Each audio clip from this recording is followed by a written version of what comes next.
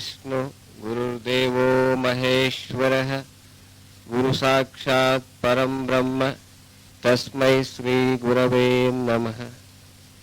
अज्ञानतिमिरान्धस्य ज्ञानाञ्जनशलाकया चक्षुरुन्मीलितं येन तस्मै श्री गुरवे नमः।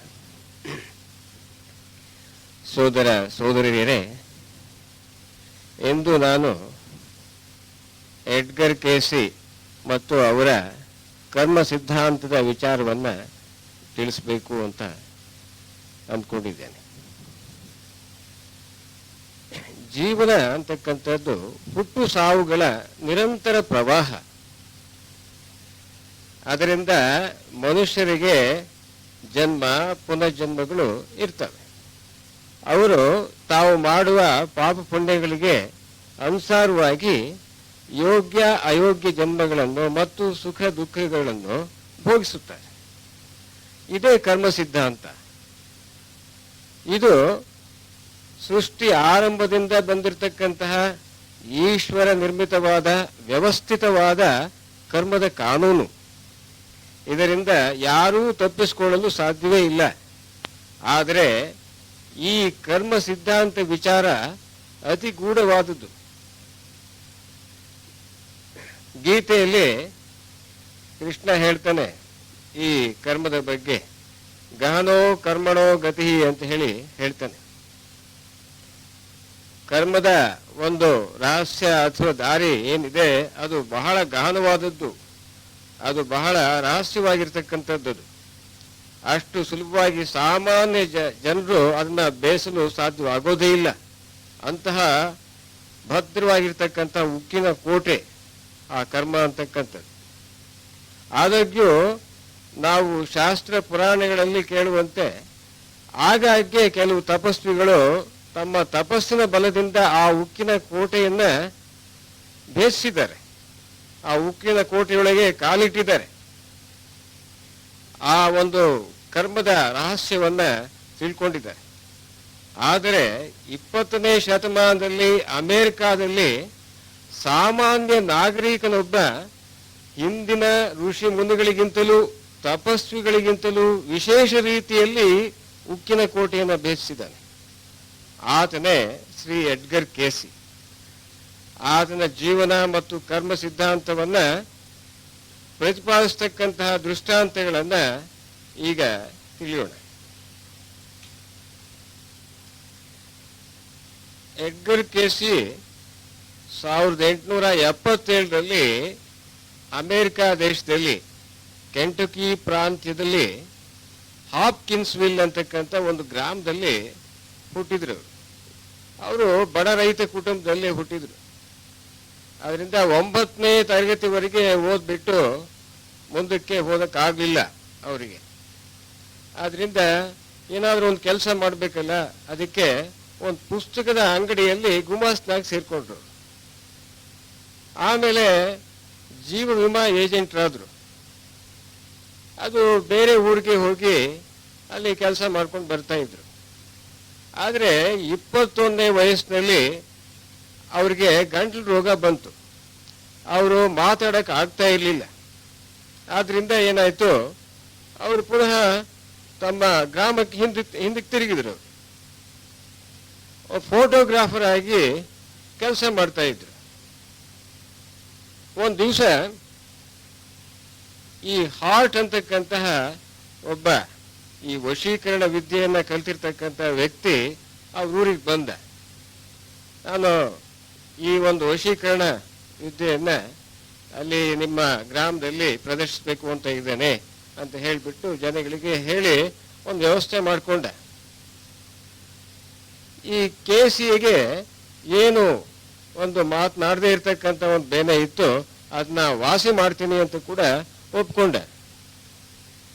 ಒಪ್ಕೊಂಡು ಕೇಸಿಯನ್ನ ವಶೀಕರಣ ನಿದ್ರೆಗೆ ಒಳಗೆ ಮಾಡಿದೆ ಆ ಹಾರ್ಟ್ ಅಂತಕ್ಕಂಥವ್ನು. ಆಗ ಕೇಸಿ ಅಂತಕ್ಕಂಥವ್ರು ಏನಿದ್ದಾರೆ, ಆತ ಈ ವಶೀಕರಣ ನಿದ್ರೆಯಲ್ಲಿ ಅದು ಮಾತು ಬರದೇ ಇದ್ರೂ ಕೂಡ ಚೆನ್ನಾಗಿ ಮಾತಾಡೋದಕ್ಕೆ ಪ್ರಾರಂಭಿಸ್ತ. ನಂತರ ಆತ ಈ ನಿದ್ರೆಯಿಂದ ಎಚ್ಚೆತ್ತಾಗ ಪುನಃ ಮೂಕನಾದ. ಇದನ್ನ ಲೇನ್ ಅಂತಕ್ಕಂತಹ ಅದೇ ಊರಿನ ವ್ಯಕ್ತಿ ನೋಡ್ತಾ ಇದ್ದ. ಆಗ ಎಲ್ಲ ಆ ಜಾದೂ ವಿದ್ಯೆ ಪ್ರದರ್ಶನ ಆದಮೇಲೆ ಆ ಲೇನ್ ಅಂತಕ್ಕಂಥವನು ಕೇಸಿಗೆ ಹೇಳ್ತಾನೆ, ನೀನೇ ಸುಪ್ತ ಪ್ರಜ್ಞಾವಸ್ಥೆಗೆ ಹೋಗ್ಬಿಟ್ಟು ನಿನ್ನ ಕಾಯಿಲೆ ವಿಷಯವಾಗಿ ನೀನೇ ಯಾಕೆ ತಿಳ್ಕೊಳ್ಬಾರ್ದು, ಪರಿಚಯ ಮಾಡ್ಕೋಬಾರ್ದು ಅಂತ ಹೇಳ್ತಾನೆ. ಆಗ ಕೇಸಿ ಅದರಂತೆ ಮಾಡಿದೆ. ತಾನು ಈ ಸುಪ್ತ ನಿದ್ರೆಗೆ ಹೋಗ್ಬಿಟ್ಟು ಆ ತನ್ನ ಒಂದು ಗಂಟಲಿನ ಕಾಯಿಲೆ ವಿಚಾರವನ್ನ ತಿಳ್ಕೊಂಡ. ಗಂಟಲಿನಲ್ಲಿ ರಕ್ತ ಚಲನೆ ಸರಿಯಾಗಿ ಆಗ್ತಾ ಇರಲಿಲ್ಲ ಅಂತ ಹೇಳಿ ಗೊತ್ತಾಯ್ತು ಅವಾಗ ತನ್ನ ಯೋಗ ನಿದ್ರೆಯಲ್ಲಿ. ಅದ್ರ ಪ್ರಕಾರ ತಾನು ಆ ಒಂದು ಇದಕ್ಕೆ ತಕ್ಕಂತೆ ಚಿಕಿತ್ಸೆಯನ್ನ ತಗೊಂಡಾಗ ಕೇಸಿ ಸರಿ ಹೋದ. ಅದು ಚೆನ್ನಾಗಿ ಮಾತನಾಡಲು ಪ್ರಾರಂಭಿಸ್ತಾ ಇದ್ದ.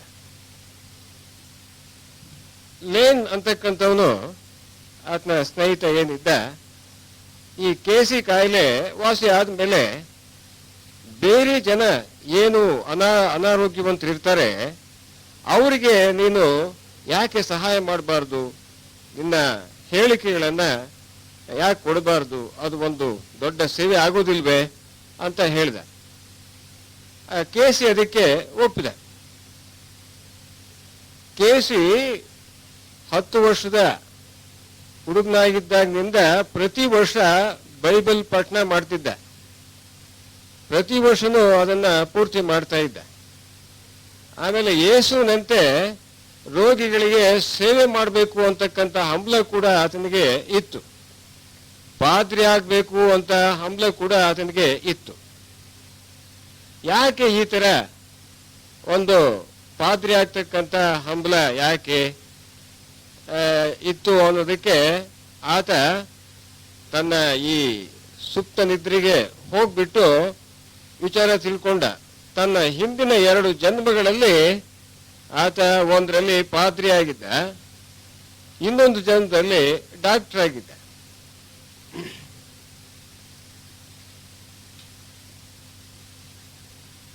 ಆತನ ಹಿಂದಿನ ಒಂದು ಜನ್ಮ ಎಲ್ಲಾಗಿತ್ತು ಅಂತ ಹೇಳಿದ್ರೆ ಈಜಿಪ್ಟ್ ದೇಶದಲ್ಲಿ ಆಗಿತ್ತು. ಈಜಿಪ್ಟ್ ದೇಶದಲ್ಲಿ ಯೋಗ ಶಕ್ತಿಯನ್ನ ಪಡೆದಿದ್ದ ಒಬ್ಬ ಪಾದ್ರಿ ಅಥವಾ ಧರ್ಮಗುರು ಆಗಿದ್ದ ಆತ. ಅತಿ ವಿಷಯಾಸಕ್ತಿಯಿಂದ ಸ್ವಾರ್ಥಿಯಾಗಿ ವರ್ತಿಸಿ ಯೋಗ ಶಕ್ತಿಯನ್ನ ಕಳ್ಕೊಂಡ. ಮತ್ತೆ ಮುಂದಿನ ಜನ್ಮದಲ್ಲಿ ಪರ್ಷಿಯಾ ದೇಶದಲ್ಲಿ ವೈದ್ಯನಾಗಿದ್ದ. ಮರುಭೂಮಿಯಲ್ಲಿ ಯುದ್ಧ ಆಯಿತು, ಅಲ್ಲಿ ತೀವ್ರವಾಗಿ ಗಾಯಗೊಂಡು ಆತ ಅಲ್ಲಿ ಸತ್ತು ಹೋದ ಆತ. ಈ 2 ಜನ್ಮಗಳ ಒಂದು ಶಕ್ತಿಯೇ ಈಗ ಆತನಿಗೆ ಒಂದು ಮಹಾಶಕ್ತಿಯಾಗಿ ಒಂದು ಈ ರೀತಿಯಾಗಿ ಹೇಳಿಕೆಗಳನ್ನು ಕೊಡುವಂತಾಗ್ತದೆ. ಆದ್ರೆ ತನ್ನ ಹೇಳಿಕೆಗಳಲ್ಲಿ ಆತನಿಗೆ ಅಪನಂಬಿಕೆ ಇತ್ತು. ನಾನು ಹೇಳೋದು ಸರಿನೋ ತಪ್ಪೋ ಅಂತ ಹೇಳ್ಬಿಟ್ಟು ಆತ ನಂಬ್ತಿರ್ಲಿಲ್ಲ.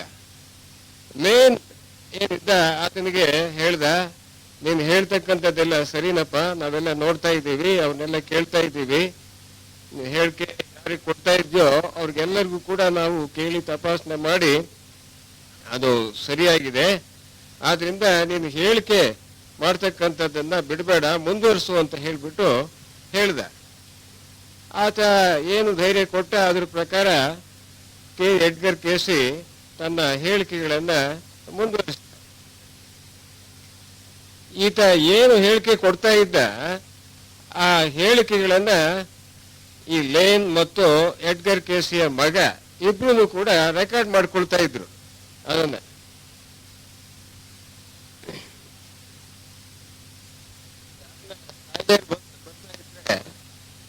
ಆಗ ಆತ ನಿದ್ರಾವಸ್ಥೆಗೆ ಹೋಗ್ಬಿಟ್ಟು ಆ ಕಾಯಿಲೆ ಯಾಕಾಯ್ತು ಹೆಂಗಾಯ್ತು ಅನ್ನೋದನ್ನ ಆತ ತಿಳಿಸ್ತಾ ಇದ್ದ. ಈತ ಹೇಳೋದನ್ನ ಅನೇಕ ಜನ ಮೆಚ್ತಾ ಇದ್ರು. ಇನ್ನು ಕೆಲವರು ಅದನ್ನ ನಂಬ್ತಾ ಇರಲಿಲ್ಲ. ಹಾಗೇನೆ ಈ ಹಾರ್ವರ್ಡ್ ಯೂನಿವರ್ಸಿಟಿಗೆ ಸೇರಿರ್ತಕ್ಕಂತಹ ಒಬ್ಬ ಮನೋಶಾಸ್ತ್ರಜ್ಞ ಹ್ಯೂಗೋ ಅಂತಕ್ಕಂಥವನು ಈ ಕೇಸಿ ನಾಟಕನ ಬಯಲು ಮಾಡ್ತೇನೆ ಅಂತ ಹೇಳಿ ಬಂದ. ಆಮೇಲೆ ಅದೆಲ್ಲ ನೋಡ್ದ, ಆತ ಹೇಳಿಕೆ ಕೊಡ್ತಕ್ಕಂಥದ್ದನ್ನ ನೋಡ್ದ. ಅನೇಕ ಹೇಳಿಕೆಗಳು ಸರಿಯಾಗಿರ್ತಾ ಇದ್ವು. ಆಗ ಆತ ಸತ್ಯಕ್ಕೆ ಮೋಸ ಇಲ್ಲ ಅಂತ ಹೇಳಿಬಿಟ್ಟು ಹಿಂದಕ್ಕೆ ಹೋದ. ಈ ಎಡ್ಗರ್ ಕೇಸಿನ ವರ್ಜೀನಿಯಾದ ಪವಾಡ ಪುರುಷ ಅಂತ ಹೇಳಿ ಕರೀತಾ ಇದ್ರು. ಓಹಿಯೋ ಸಂಸ್ಥಾನದ ಡೇಟನ್ ಪಟ್ಟಣದ ಆರ್ಥರ್ ಲ್ಯಾಮರ್ಸ್ ಅಂತಕ್ಕಂಥವ್ರು ಒಬ್ರು ಬರ್ತಾರೆ. ಅವರು ಪ್ರಿಂಟಿಂಗ್ ಪ್ರೆಸ್ ಇಟ್ಕೊಂಡಿದ್ರು. ಅವರು ಈ ಎಡ್ಗರ್ ಕೇಸಿ ಹತ್ರಕ್ಕೆ ಬರ್ತಾರೆ.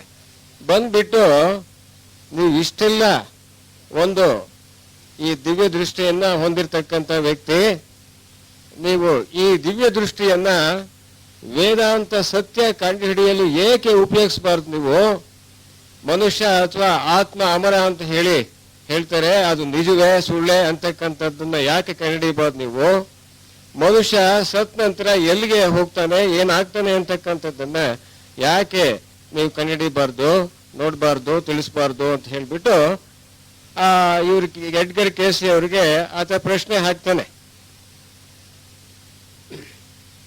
ಈ ಎಡ್ಗರ್ ಕೇಸಿ ಏನು ಹೇಳಿಕೆಗಳಿಗೆ ಕೊಡ್ತಾ ಇದ್ರು ಇವೆಲ್ಲವೂ ಕೂಡ ಕರ್ಮ ಮತ್ತು ಪುನರ್ಜನ್ಮ ನಿಜವೇ ಎಂಬ ಪ್ರಶ್ನೆಗಳಿಗೆ ಉತ್ತರವನ್ನ ಕೊಡ್ತಾ ಇರ್ತಕ್ಕಂಥವಾಗಿದ್ದಾವೆ. ಅಂದ್ರೆ ಮನುಷ್ಯನಲ್ಲಿ ಎಂಥ ಒಂದು ದಿವ್ಯ ಶಕ್ತಿ ಇರ್ತದೆ ಅನ್ನೋದಕ್ಕೆ ಎಡ್ಗರ್ ಕೇಸಿನೇ ಒಂದು ಉದಾಹರಣೆ. ಈಗ ಲೆಡ್ ಬೀಟರು, ಅನೆ ಬೆಸೆಂಟ್ ಅಂತಕ್ಕಂಥವ್ರು ಮತ್ತು ಮೇಡಮ್ ಬ್ಲಾವೆಡ್ಸ್ಕಿ ಇವ್ರಿಗೆಲ್ಲರಿಗೂ ಕೂಡ ದಿವ್ಯ ದೃಷ್ಟಿ ಇತ್ತು. ಅದು ಒಂದು ಅದ್ಭುತವಾಗಿರ್ತಕ್ಕಂತಹ ಶಕ್ತಿ. ಇನ್ನು ಕೆಲವರಿಗೆ ಒಂದು ದಿವ್ಯ ಶ್ರವಣ ಶಕ್ತಿ ಕೂಡ ಇರುತ್ತೆ, ಕ್ಲಾರ್ ಆಡಿಯನ್ಸ್ ಅಂತಕ್ಕಂಥದ್ದು. ಹೀಗೆ ಕ್ಲಾರ್ ವಾಯನ್ಸು, ಕ್ಲಾರ್ ಆಡಿಯನ್ಸು ಅನೇಕ ಜನ ತಮ್ಮ ಯೋಗ ಶಕ್ತಿಯಿಂದ ಪಡ್ಕೊಂಡಿದ್ದವರು ಇದ್ದಾರೆ. ಗೀನಾ ಶರ್ಮಿನಾರ ಅಂತಕ್ಕಂತಹ ಮಹಿಳೆ ಎಡ್ಗರ್ ಕೇಸಿ ಅವರ ಜೀವನ ಚರಿತ್ರೆ ಬರೆದಿದ್ದಾರೆ. ಆ ಪುಸ್ತಕದ ಹೆಸರು ಮೆನಿ ಮ್ಯಾನ್ಷನ್ಸ್ ಅಂತ ಹೇಳಿ.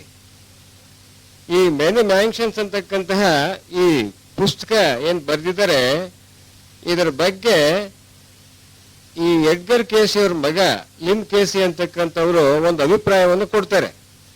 ಅವರ ಅಭಿಪ್ರಾಯ ಹೀಗಿದೆ: ಡಾಕ್ಟರ್ ಗೀನಾ ಶರ್ಮಿನಾರವರು 1950ರಲ್ಲಿ ಕರ್ಮ ಮತ್ತು ಪುನರ್ಜನ್ಮದ ವಿಷಯವಾಗಿ ಬರೆದ ಈ ಪುಸ್ತಕ ನನ್ನ ಅಭಿಪ್ರಾಯದಲ್ಲಿ ಅತ್ಯಂತ ಉಪಯುಕ್ತವಾಗಿದೆ ಅಂತ ಹೇಳಿ ಬರೀತಾರೆ. ಇದರಲ್ಲಿ ಸಂದೇಹವೇ ಇಲ್ಲ ಅಂತ ಹೇಳ್ತಾರೆ ಅವರು. ನಮ್ಮ ತಂದೆಯವರ ಫೈಲುಗಳಲ್ಲಿ ಇದ್ದ 2500 ಕೇಸುಗಳ ಆಧಾರದ ಮೇಲೆ ಬರೆದಿರುವ ಈ ಪುಸ್ತಕವು ಅತ್ಯಂತ ಅರ್ಥಪೂರ್ಣವು, ವಿಚಾರವಂತರ ಆಸಕ್ತಿಯನ್ನ ಕೆರಳಿಸುವಂತಹದ್ದು ಆಗಿದೆ ಅಂತ ಹೇಳ್ತಾರೆ ಅವರು. ಎಡ್ಗರ್ ಕೇಸಿ ಅವರು 1901ರಿಂದ 1923ರವರೆಗೆ ಅನೇಕ ಹೇಳಿಕೆಗಳನ್ನು ಕೊಡ್ತಾರೆ. ಅವರ ಮಗ ಲಿನ್ ಕೇಸಿ ಅವರೇ ಹೇಳಿದಂತೆ 2500 ಕೇಸಸ್ನ ಸ್ಟಡಿ ಮಾಡಿದ್ದಾರೆ ಅವರು. ಅದರ ಬಗ್ಗೆ ಹೇಳಿಕೆ ಕೊಡ್ತಾರೆ ಅವರು. ಉತ್ತರ ಅಮೆರಿಕಾದಲ್ಲಿರ್ತಕ್ಕಂತಹ ವರ್ಜೀನಿಯಾದಲ್ಲಿರ್ತಕ್ಕಂತಹ association for research and enlightenment ಅಂತಕ್ಕಂತಹ ಒಂದು ಸಂಸ್ಥೆ ಇದೆ. ಆ ಸಂಸ್ಥೆ ಈ ಎಡ್ಗರ್ ಕೇಸಿ ಅವರ ಈ ವಿಚಾರಗಳನ್ನ ಚೆನ್ನಾಗಿ ತಿಳ್ಕೊಂಡಿದೆ. ಯಾರಾದ್ರೂ ಕಾಂಟ್ಯಾಕ್ಟ್ ಮಾಡಿಬಿಟ್ಟು ಆ ಒಂದು ಸಂಸ್ಥೆಯನ್ನ ಎಡ್ಗರ್ ಕೇಸಿ ಅವರ ಇನ್ನೂ ಹೆಚ್ಚಿನ ವಿಚಾರಗಳನ್ನ ತಿಳ್ಕೊಳ್ಬಹುದು.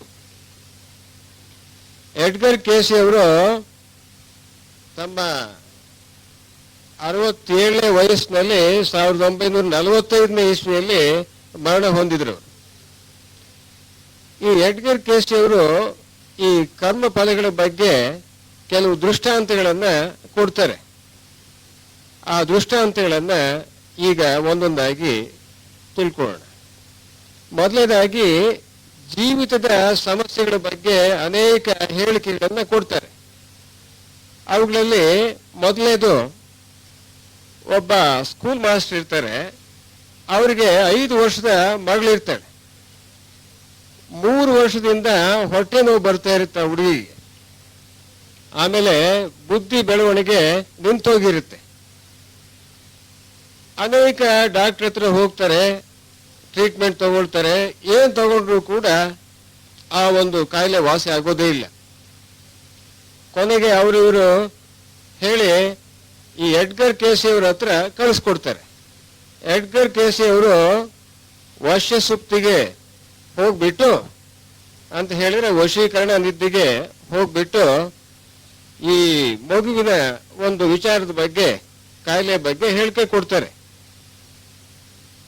ಆ ಮಗು ಒಂದ್ಸರಿ ಗಾಡಿಯಿಂದ ಬಿದ್ದಿತ್ತು, ಆ ಕಾಯಿಲೆ ಅಲ್ಲಿಂದ ಪ್ರಾರಂಭವಾಯಿತು ಅಂತ ಹೇಳ್ತಾರೆ. ನಂತರ ಆ ರೋಗ ಮೆದುಳಿಗೆ ತಗುಲಿತ್ತು. ಮೂಳೆಗಳಿಗೆ ಚಿಕಿತ್ಸೆ ಮಾಡಿಸಿದ್ರೆ ಕಾಯಿಲೆ ವಾಸಿ ಆಗುತ್ತೆ ಅಂತ ಹೇಳಿದ್ರು. ಆಗ ಆ ಮಗುವಿನ ತಾಯಿಗೆ ಇವರು ಹೇಳಿರ್ತಕ್ಕಂಥ ಒಂದು ವಿಚಾರ ಅವ್ರ ನಂಬಿಕೆ ಬರಲಿಲ್ಲ. ಅವರು ವಾಸಿದ್ರು, ಆ ಮಗು ಬಿದ್ದಾಗ ಏನು ಗಾಯ ಆಗಿರ್ಲಿಲ್ಲ, ನೀವು ಹೇಳ್ತಕ್ಕಂಥದ್ದು ಇದಕ್ಕೆ ಸಂಬಂಧವೇ ಇಲ್ಲ ಅಂತ ಹೇಳಿ ವಾಸಿದ್ರು ಅವರು. ಆದ್ರೆ ಆ ಮಗುವಿನ ತಂದೆ ಏನು ಮೇಷ್ಟ್ರಿದ್ರು, ಅವರು ಇಲ್ಲ, ಇವರು ಹೇಳಿದಂತೆ ನಾವು ಟ್ರೀಟ್ಮೆಂಟ್ ಕೊಡ್ಸೋಣ, ಆಮೇಲೆ ನೋಡೋಣ ಅದೇನಾಗುತ್ತೆ ಅಂತ ಹೇಳಿದಾಗ ಟ್ರೀಟ್ಮೆಂಟ್ ಕೊಡಿಸಿದ್ರು. ಆ ಮಗುವಿಗೆ ಕೇಸಿ ಹೇಳಿದಂತೆಯೇ ಟ್ರೀಟ್ಮೆಂಟ್ ಕೊಡಿಸಿದ್ರು, ಚಿಕಿತ್ಸೆ ಮಾಡಿಸಿದ್ರು. ಆಗ ಆ ಮಗುವಿಗೆ ಕಾಯಿಲೆ ಗುಣ ಆಗ್ಬಿಡ್ತು. ಡಾಕ್ಟರ್ಗಳು ಎಲ್ಲ ಆಶ್ಚರ್ಯ ಪಡ್ತಾರೆ. ಆಮೇಲೆ ಇವರು ಹೇಳಿಕೆ, ಪ್ರತಿಯೊಬ್ಬರದ್ದು ಹೇಳಿಕೆ ಏನು ಕೊಡ್ತಾರೆ, ಈ ಹೇಳಿಕೆಗಳನ್ನ ಅವ್ರ ಮಗ ಏನ್ ಮಾಡ್ತಾ ಇದ್ರು, ಅವ್ರ ಹೇಳಿಕೆಗಳನ್ನು 2 ಕಾಪಿ ಮಾಡ್ತಾ ಇದ್ರು. ಆ 2 ಕಾಪಿಯಲ್ಲಿ 1 ಕಾಪಿ ರೋಗಿಗಳಿಗೆ ಕೊಡ್ತಾ ಇದ್ರು, ಇನ್ನೊಂದು ಕಾಪಿನ ತಮ್ಮ ಫೈಲ್ಗೆ ಹಾಕೊಳ್ತಾ ಇದ್ರು. ನಂತರ ಇನ್ನೂ ಹೆಚ್ಚು ಹೆಚ್ಚು ಜನ ಆ ಎಡ್ಗರ್ ಕೇಸಿ ಅವರ ಹತ್ತಿರಕ್ಕೆ ಬರೋದಕ್ಕೆ ಪ್ರಾರಂಭಿಸಿದ್ರು. ಒಬ್ಬ ಹತ್ತಿ ವ್ಯಾಪಾರಿ ಬರ್ತಾನೆ, ಬೆಲೆಗಳ ಏರಿಳಿತದ ವಿಚಾರ ಕೇಳ್ತಾನೆ. ಅವರು ವರ್ಷ ಸುಪ್ತಿಗೆ ಹೋಗ್ಬಿಟ್ಟು ಆ ಬೆಲೆಗಳ ಏರಿಳಿತದ ವಿಚಾರ ಹೇಳ್ತಾರೆ. ಅದು ಕರಾರುವಾಕ್ಕಾಗಿತ್ತದು, ಬಹಳ ಕರೆಕ್ಟ್ ಆಗಿತ್ತದು. ಅದಕ್ಕೆ ಆ ವ್ಯಾಪಾರಿಗೆ ಬಹಳ ಇಷ್ಟವಾಯಿತು. ಈತ ಹೇಳಿರ್ತಕ್ಕಂಥದ್ದು ಬಹಳ ನಂಬಿಕೆ ಬಂದ್ಬಿಡ್ತು. ಅದಕ್ಕೋಸ್ಕರವಾಗಿ ಆತ ಹೇಳ್ತಾನೆ, ನಾನು ಪ್ರತಿ ದಿವಸ $100 ಕೊಡ್ತೀನಿ, ನೀವು ತೇಜಿ ಮಂದಿ ವಿಚಾರ ನನಗೆ ತಿಳಿಸ್ಬೇಕು ಅಂತ ಹೇಳ್ತಾನೆ ಅವನು. ಅದಕ್ಕೆ ಕೇಸಿ ಒಪ್ಪೋದಿಲ್ಲ. ನಂತರ ಈ ಕುದುರೆ ಜೂಜು ಮತ್ತು ಹೂತಿಟ್ಟ ಹಣದ ವಿಚಾರ ಜನ ಕೇಳಕ್ ಬರ್ತಾ ಇದ್ರು. ಆ ಕೇಳಕ್ ಬಂದಾಗ ಇವರು ವರ್ಷ ಸುಪ್ತಿಗೆ ಹೋಗ್ಬಿಟ್ಟು ಆ ಹೇಳಿಕೆಗಳನ್ನ ಕೊಡಬೇಕಾದ್ರೆ ಬಹಳ ಸುಸ್ತಾಗ್ತಾ ಇತ್ತು, ದೇಹಕ್ಕೆ ಶ್ರಮ ಆಗ್ತಾ ಇತ್ತು, ಯಾಕೋ ಸರಿಬೀಳ್ತಾ ಇರಲಿಲ್ಲ. ಆದ್ರಿಂದ ಇಂಥ ವಿಚಾರಗಳನ್ನ ಅವ್ರು ಹೇಳೋದು ಕೈ ಬಿಟ್ಬಿಟ್ರು. ಆ ರೋಗಿಗಳಿಗೆ ಮಾತ್ರ ಅವರ ಹೇಳಿಕೆಗಳನ್ನ ಮುಂದುವರಿಸಿದ್ರು. ಕೆಲವರು ಅನೇಕ ಕಾರಣಗಳಿಂದ ಅಥವಾ ಬಡತನದಿಂದಲೂ ಏನೋ ಆ ಕೇಸಿ ಅವರು ಊರಿಗೆ ಬಹಳ ಸಾವಿರಾರು ಮೈಲಿಯಿಂದ ಬರೋದಕ್ಕೆ ಸಾಧ್ಯವಾಗ್ತಾ ಇರಲಿಲ್ಲ. ಅವರು ಒಂದು ಕೇಸಿ ಅವರಿಗೆ ಪತ್ರ ಬರೆದು ಬಿಟ್ರೆ ಸಾಕು, ಆ ಮಗು ಆಗ್ಲಿ ಅಥವಾ ಯಾರಿಗೆ ಕಾಯಿಲೆ ಆಗ್ಲಿ ಆ ಕಾಯಿಲೆ ಏನು ಅನ್ನೋದು ವಿವರವಾಗಿ ತಿಳಿಸ್ಬೇಕು. ಅವರ ಹೆಸರನ್ನು ಮೊದಲು ತಿಳಿಸ್ಬೇಕು, ನಂತರ ವಿಳಾಸ ತಿಳಿಸ್ಬೇಕು, ವಯಸ್ಸು ತಿಳಿಸ್ಬೇಕು. ಇಷ್ಟೆಲ್ಲ ತಿಳಿಸಿ ಅವ್ರ ಪತ್ರ ಬರೆದ್ರೆ ಆ ಕೇಸಿ ಅವ್ರ ಬಗ್ಗೆ ಹೇಳಿಕೆಗಳನ್ನ ಕೊಡ್ತಾ ಇದ್ರು. ಅವರೆಲ್ಲ ಇರ್ತಾ ಇದ್ರು, ಇವರೆಲ್ಲ ಇರ್ತಾ ಇದ್ರು. ಆ ಹೇಳಿಕೆ ಕೊಟ್ಟು ನಂತರ ಏನು ಎಡ್ಗರ್ ಕೇಸಿ ಮಗ ಒಂದು ಬರಿತಾ ಇದ್ರು ಅದನ್ನ ಅವರಿಗೆ ಕಳಿಸ್ಕೊಡ್ತಾ ಇದ್ರು. ಅವ್ರು ಇಂತಹ ಕೇಸುಗಳನ್ನ ಹೆಂಗ್ ಪ್ರಾರಂಭ ಮಾಡ್ತಾ ಇದ್ರು ಹೇಳಿಕೆ ಕೊಡಬೇಕಾದ್ರೆ ಅಂತ ಹೇಳಿದ್ರೆ, ಒಂದು ಮಗುವಿಗೆ ಏನೋ ರೋಗ ಆಗಿತ್ತು ಅಂತ ಇಟ್ಕೊಂಡಾಗ ಆ ಅಲ್ಲಿ ಅವರು ಆ ಹೇಳಿಕೆ ಕೊಡಬೇಕಾದ್ರೆ ಹಿಂಗೆ ಪ್ರಾರಂಭ ಮಾಡ್ತಾ ಇದ್ರು. ಬಹಳ ತಂಪಾದ ಗಾಳಿ ಬೀಸುತ್ತಿದೆ, ಅವ್ರ ತಾಯಿ ಪ್ರಾರ್ಥನೆ ಮಾಡುತ್ತಿದ್ದಾರೆ ಅಂತ ಹೇಳಿಬಿಟ್ಟು ಈ ರೀತಿಯಾಗಿ ಪ್ರಾರಂಭ ಮಾಡ್ತಾ ಇದ್ರು ಹೇಳಿಕೆಗಳನ್ನ. ಅನೇಕ ಜನ ಈ ಹೇಳಿಕೆಗಳು ಸರಿಯೋ ತಪ್ಪು ಅಂತ ಹೇಳಿಬಿಟ್ಟು ತಪಾಸಣೆ ಮಾಡಿದ್ದಾರೆ. ಆ ತಪಾಸಣೆ ಮಾಡಿದಾಗ ಅದೆಲ್ಲ ಸರಿ ಅಂತ ಹೇಳಿ ಕಂಡು ಬಂದಿದೆ. ನಂತರ ಇನ್ನು ಬೇರೆ ವಿಧವಾದ ಹೇಳಿಕೆಗಳ ಬಗ್ಗೆ ಹೋಗೋಣ. ಪ್ರತಿಫಲಿತ, ಆಂಗಿಕ ಮತ್ತು ಸಾಂಕೇತಿಕ ಕರ್ಮಗಳು ಅಂತ 3 ವಿಧ ಕರ್ಮಗಳಿದಾವೆ ಇಲ್ಲಿ. ಅವುಗಳನ್ನ ತಿಳಿಸ್ತಕ್ಕಂತಹ ಕೆಲವು ನಿದರ್ಶನಗಳನ್ನ ಈಗ ತಗೊಳ್ಳೋಣ. ಮೊದಲನೇದಾಗಿ, ಒಬ್ಬ ಸಂಗೀತದ ಪ್ರಾಧ್ಯಾಪಕ, ಆತ ಹುಟ್ಟು ಕುರುಡ. ಆತ ಅನೇಕ ಕಡೆಗೆ ಅನೇಕ ವೈದ್ಯರಲ್ಲಿಗೆ ಹೋಗ್ಬಿಟ್ಟು ಚಿಕಿತ್ಸೆ ಪಡಿತಾನೆ. ಏನ್ ಚಿಕಿತ್ಸೆ ಪಡೆದ್ರೂ ಕೂಡ ಆತನಿಗೆ ಕಣ್ಣಿನ ದೃಷ್ಟಿ ಬರಲೇ ಇಲ್ಲ. ಅವನು ಕೊನೆಗೆ ಎಡ್ಗರ್ ಕೇಸಿ ಬಳಿಗೆ ಹೋಗ್ತಾನೆ. ತನ್ನ ಕೂಡ್ತನಕ್ಕೆ ಕಾರಣವೇನು ಅಂತ ಹೇಳಿ ಕೇಳ್ತಾನೆ ಆತ. ಅದಕ್ಕೆ ಎಡ್ಗರ್ ಕೇಸಿ ಅವರು ವಶ್ಯ ಸುಪ್ತಿಗೆ ಹೋಗ್ಬಿಟ್ಟು, ಹಿಪ್ನಾಟಿಕ್ ಸ್ಲೀಪ್ ಅಂತ ಹೇಳ್ತೀವಲ್ಲ, ಅದಕ್ಕೆ ಹೋಗ್ಬಿಟ್ಟು ಆ ಒಂದು ತನ್ನ ಕೂಡುತನದ ಬಗ್ಗೆ ತಿಳಿಸ್ತಾರೆ. ಅವನು ಕೆಲವು ಜನ್ಮಗಳ ಹಿಂದೆ, ಅಂದ್ರೆ ಕ್ರಿಸ್ತಪೂರ್ವ 1000ರಲ್ಲಿ ಪರ್ಷಿಯಾ ದೇಶದಲ್ಲಿ ಒಂದು ಬುಡಕಟ್ಟಿನ ಜನಾಂಗದ ರಾಜನ ಹತ್ರ ಇರ್ತಾನೆ, ಸೈನಿಕನಾಗಿರ್ತಾನೆ. ಅವನು ರಾಜಾಜ್ಞೆಯಂತೆ ಯುದ್ಧದ ಕೈದಿಗಳನ್ನ ಮತ್ತು ಶತ್ರುಗಳನ್ನ ಹೇಳ್ಕೊಂಡು ಬಂದು ಕಾದ ಕಬ್ಬಿಣದ ಸಲಾಕೆಯಿಂದ ಅವರ ಕಣ್ಣುಗಳನ್ನ ಕಿತ್ತು ಕ್ರೂರನಾಗಿ ಮಾಡ್ತಿದ್ದ. ಆ ಕ್ರೂರತನದ ಫಲವಾಗಿ ಈಗಿನ ಜನದಲ್ಲಿ ಕ್ರೂರತನ ಬಂದಿದೆ, ಇದನ್ನು ಯಾರೂ ಕೂಡ ವಾಸಿ ಮಾಡಲು ಸಾಧ್ಯವೇ ಇಲ್ಲ ಅಂತ ಹೇಳ್ಬಿಟ್ಟ. ಆಗ ಅಲ್ಲಿದ್ದ ಒಬ್ಬ ವ್ಯಕ್ತಿ ಆಕ್ಷೇಪ ಎತ್ತಿದ, ರಾಜನ ಸೈನಿಕನಾಗಿ ಇವನು ತನ್ನ ಕರ್ತವ್ಯವನ್ನು ಮಾಡ್ದ, ಆದ್ರೆ ಇವನ್ ಮಾಡಿದ ತಪ್ಪೇನಿದು ಅಂತ ಕೇಳಿದಾಗ ಕೇಸಿ ನಕ್ಬಿಟ್ಟು ಉತ್ತರಿಸ್ತಾರೆ, ಕರ್ತವ್ಯವನ್ನ ಮಾನವೀಯತೆಯಿಂದ ಮಾಡಬೇಕು, ಆ ಮಾನವೀಯತೆ ಹೊಂದಿದ್ರೆ ಅವನಿಗೆ ಈ ಶಿಕ್ಷೆ ಆಗ್ತಿರ್ಲಿಲ್ಲ ಅಂತ ಹೇಳ್ತಾರೆ. ಕ್ರೂರವಾಗಿ ಆತನ ಜೊತೆಗೆ ಏನು ರಾಜ ಇದ್ದ, ರಾಜನ ಜೊತೆಗೆ ಇವನು ಅಲ್ಲಿ ಏನು ಅವರ ಕಣ್ಣುಗಳು ಹೋಗಿ ಬಹಳ ನೋವನ್ನು ಅನುಭವಿಸ್ತಾ ಇದ್ರು, ಅದನ್ನ ಇವನು ರಾಜನ ಜೊತೆಗೆ ನೋಡಿ ಆನಂದ ಪಡ್ತಾ ಇದ್ದ, ಮಾನವೀಯತೆಯಿಂದ ಮಾಡಲಿಲ್ಲ ಅಂತ ಹೇಳಿದ್ರು. ಅಂದ್ರೆ ಯಾವುದೇ ಕಾರ್ಯದ ಹಿಂದೆ ಉದ್ದೇಶ ಬಹಳ ಮುಖ್ಯ. ಇಲ್ಲಿ ಅದು ಒಳ್ಳೆ ಉದ್ದೇಶ ಆಗಿದ್ರೆ ಅದನಿಗೆ ಒಳ್ಳೇದಾಗುತ್ತೆ, ಕೆಟ್ಟ ಉದ್ದೇಶ ಇದ್ರೆ ಅದನಿಗೆ ಕೆಟ್ಟದ್ದಾಗುತ್ತೆ ಅಂತ ಹೇಳಿ. ಇಲ್ಲಿ ನಾವು ಒಂದು ಕೇಸು, ಮರ್ಡರ್ ಕೇಸ್ ಇರುತ್ತೆ, ಅದು ಕೋರ್ಟ್ಗೆ ಹೋಗುತ್ತೆ. ಆ ಕೋರ್ಟ್ನಲ್ಲಿ ವಿಚಾರಣೆ ಆಗ್ಬೇಕಾದ್ರೆ ಅಲ್ಲಿ ಆ ಮರ್ಡರ್ ಹೇಗಾಯ್ತು, ಆ ಕೊಲೆ ಹೇಗಾಯ್ತು, ಯಾವ ಉದ್ದೇಶದಿಂದ ಆಯ್ತು, ಅದೇನು ಉದ್ದೇಶ ಪೂರ್ವಕವಾಗಿ ಆ ಕೊಲೆ ಮಾಡಿದ್ರೆ ಅಥವಾ ಆ ಜೀವ ರಕ್ಷಣೆಗೋಸ್ಕರವಾಗಿ ಕೊಲೆ ಮಾಡಿದ್ರಿ ಅಂತಕ್ಕಂಥ ಒಂದು ಉದ್ದೇಶ ಅಲ್ಲಿ ಕೇಳಿ ಅದರಂತೆ ಅಲ್ಲಿ ತೀರ್ಪು ಕೊಡ್ತಾರೆ. ಹಾಗೆ ಇದು. ನಂತರ ಒಬ್ಬ 35 ವರ್ಷದ ಅಂಗವಿಕಲ ಮಹಿಳೆ ಇರ್ತಾಳೆ. ಆಕೆಗೆ 6 ತಿಂಗಳಲ್ಲೇನೆ, ಹುಟ್ಟಿದ 6 ತಿಂಗಳಲ್ಲೇನೆ ಪೋಲಿಯೋ ರೋಗ ಬರುತ್ತೆ. ಬಂದ್ಬಿಟ್ಟು ಅವಾಗ 2 ಕಾಲು ಹೋಗ್ತಾವು. ನಂತರ ಆಕೆ ದೊಡ್ಡೋಳಾಗ್ತಾಳೆ.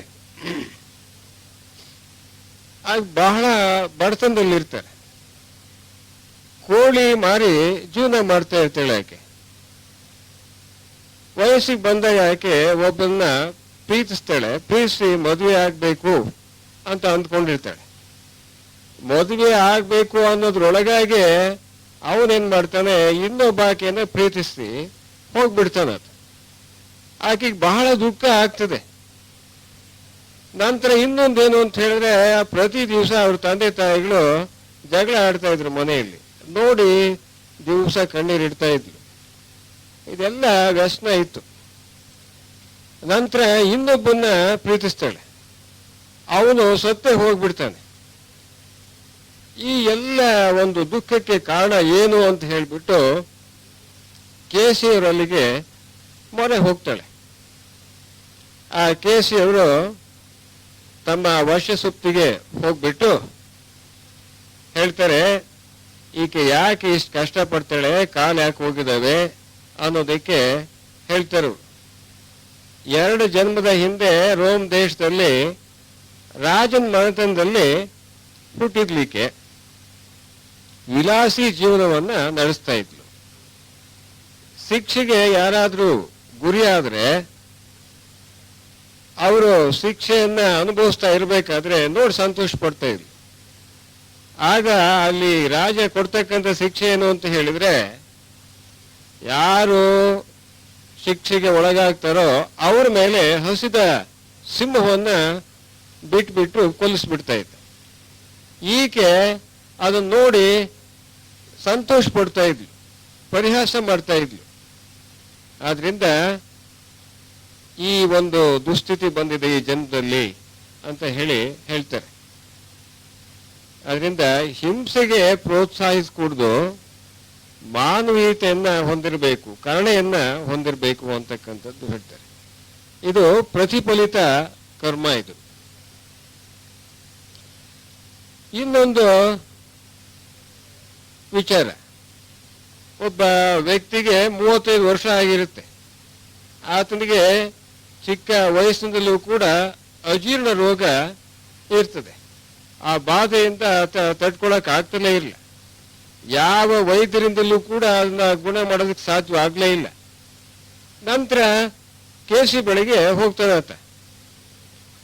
ಹೋಗಿ ಅವನ ವಿಚಾರ ಕೇಳಿದಾಗ ಆತ ಕೆಲವು ಜನ್ಮಗಳ ಹಿಂದೆ ಫ್ರಾನ್ಸ್ನಲ್ಲಿ 13ನೇ ಲೂಯಿ ಏನಿದ್ದ ಆ ರಾಜನ ಆಸ್ಥಾನದಲ್ಲಿ ರಾಜನ ಅಂಗರಕ್ಷಕನಾಗಿದ್ನಂತೆ. ಆದ್ರೆ ಪ್ರಾಮಾಣಿಕ ವ್ಯಕ್ತಿ, ಆದ್ರೆ ಅತಿಯಾಗಿ ತಿಂತಾ ಇದ್ದೆ, ಹೊಟ್ಟೆ ಬಾಕ ಅಂತ ಹೇಳ್ತಾರಲ್ಲ ಹಾಗೆ, ಹೊಟ್ಟೆಗೆ ಹೆಚ್ಚಿನ ಕೆಲಸ ಕೊಡ್ತಾ ಇದ್ದ. ಆದ್ರೆ ಹಿಂದಿನ ಜನ್ಮದಲ್ಲಿ ಪರ್ಷಿಯಾದಲ್ಲಿ ರಾಜನ ವೈದ್ಯನಾಗಿದ್ದ. ಆಗ್ಲೂ ಕೂಡ ಬಹಳ ತಿನ್ನಬಾಕ್ನಾಗಿದ್ದ ಆತ. ತಿನ್ನಬಾಕ್ತನ ಅಂತಕ್ಕಂಥದ್ದು ಒಂದು ಪಾಪ. ಆದ್ರೆ ಫಲವಾಗಿ ಈ ಜನ್ಮದಲ್ಲಿ ಅಜೀರ್ಣ ರೋಗ ಬಂದಿದೆ ಅಂತ ಹೇಳ್ತಾನೆ. ಯಾವುದೇ ಅಂಗವನ್ನ ಅತಿಯಾಗಿ ಉಪಯೋಗಿಸಬಾರ್ದು ಅಂತಕ್ಕಂಥದ್ದು ಇಲ್ಲಿ ಗೊತ್ತಾಗತ್ತೆ. ಇದಕ್ಕೆ ಇದು ಆಂಗಿಕ ಕರ್ಮ ಅಂತ ಕರಿತೀವಿ ಇಂಥ ಕರ್ಮಗಳಿಗೆ. ಇನ್ನೊಂದು ಘಟನೆ, ಒಬ್ಬ ಅಸ್ತಮಾ ರೋಗಿ ಇರ್ತಾನೆ, ಉಸಿರಾಡೋದು ಬಹಳ ಕಷ್ಟ ಆಗಿರುತ್ತೆ ಅವನಿಗೆ. ರಾತ್ರಿ ಆಗಲೂ ಕಣ್ಣೀರಿಡ್ತಾ ಇದ್ದ. ಅನೇಕ ಜನ ವೈದ್ಯರ ಹತ್ರಕ್ಕೆ ಹೋದ, ಅನೇಕ ಟ್ರೀಟ್ಮೆಂಟ್ ತಗೊಂಡ, ಏನ್ ತಗೊಂಡ್ರು ಕೂಡ ಪ್ರಯೋಜನ ಆಗಲಿಲ್ಲ.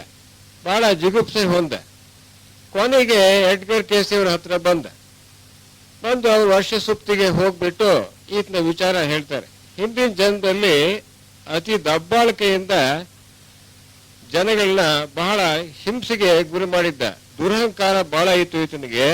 ನಿರ್ದಯಿಯಿಂದ ಆತ ವರ್ತಿಸ್ತಾ ಇದ್ದ ಈತ. ಅದನ್ನ ಅನೇಕ ಜನ ಏನು ಅನುಭವಿಸಿದ್ರು ಅವರು ನಿಟ್ಟುಸಿರು ಬಿಡ್ತಾ ಇದ್ರು ಅವರು. ಅದ್ರ ಫಲವಾಗಿ ಈ ಜನ್ಮದಲ್ಲಿ ಅವನಿಗೆ ಈ ಅಸ್ತಮಾ ರೋಗ ಬಂದಿರತಕ್ಕಂಥದ್ದು ಅಂತಂದು ಹೇಳ್ತಾರೆ. ಆದ್ರಿಂದ ಯಾರೇ ಆಗಿರ್ಲಿ ಸೌಹೃದತೆಯಿಂದ, ಶಾಂತಿಯಿಂದ ಮತ್ತು ಸಮಾಧದಿಂದ ಬಾಳ್ಬೇಕು ಅಂತಕ್ಕಂಥದ್ದು ಇದು ಸಾಂಕೇತಿಕ ಕರ್ಮಕ್ಕೆ ಒಂದು ಉದಾಹರಣೆ ಆಗಿದೆ.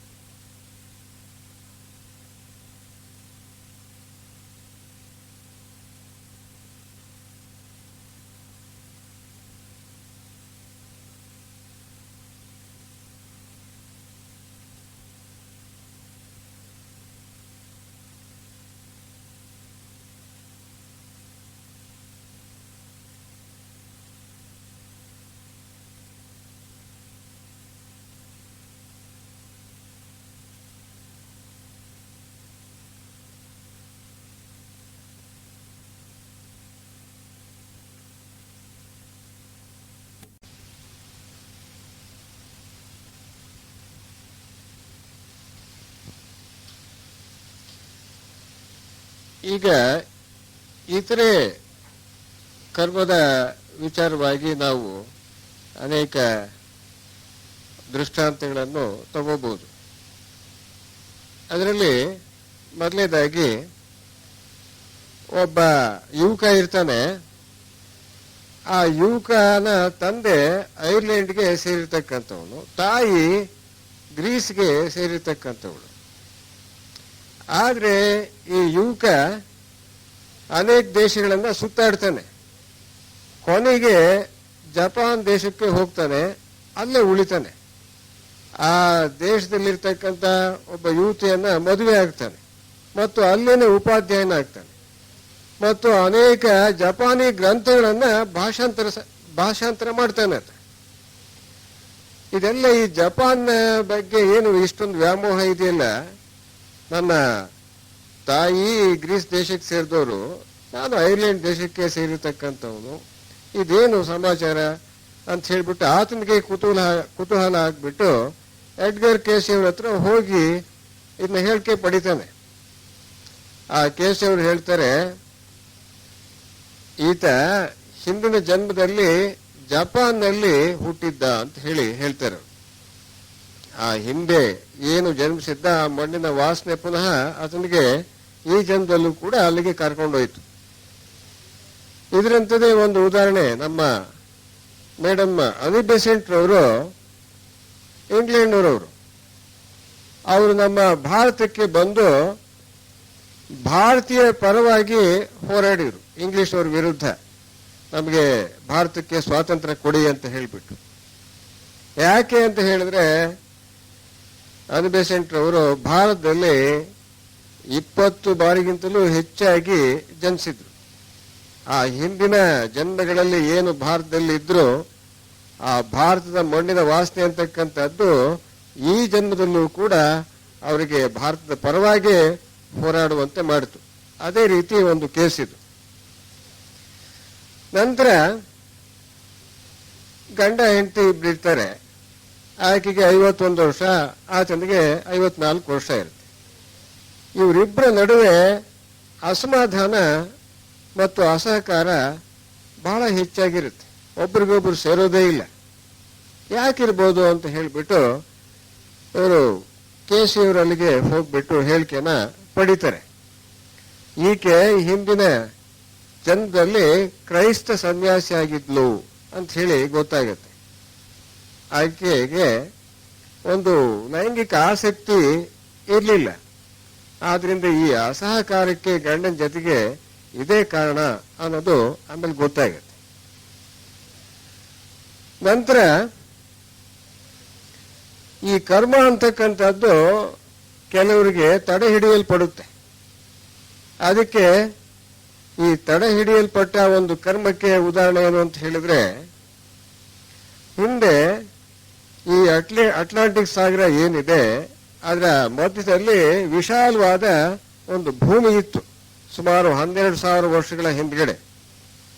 ಅದು ಈಗ ಜಲಪ್ರಳಯವಾಗ್ಬಿಟ್ಟು ಪೂರ್ತಿ ಅಟ್ಲಾಂಟಿಕ್ ಸಾಗರ ಆ ಭೂಮಿಯನ್ನು ಮುಚ್ಕೊಂಡು ಹೋಗ್ಬಿಟ್ಟಿದೆ. ಮೊದಲು ಈ ಅಟ್ಲಾಂಟಿಕ್ ಸಾಗರದ ಮಧ್ಯದಲ್ಲಿ ಇರ್ತಕ್ಕಂತಹ ಒಂದು ಏನು ಭೂಮಿ ಇತ್ತು, ಅಲ್ಲಿ ಅನೇಕ ರಾಜ್ಯಗಳಿದ್ದು. ಇದು ಅಟ್ಲಾಂಟಿಸ್ ನಾಗರಿಕತೆ ಅಥವಾ ಅಟ್ಲಾಂಟಿಸ್ ಸಂಸ್ಕೃತಿ ಅಂತಕ್ಕಂಥದ್ದು ಆಗಿತ್ತು.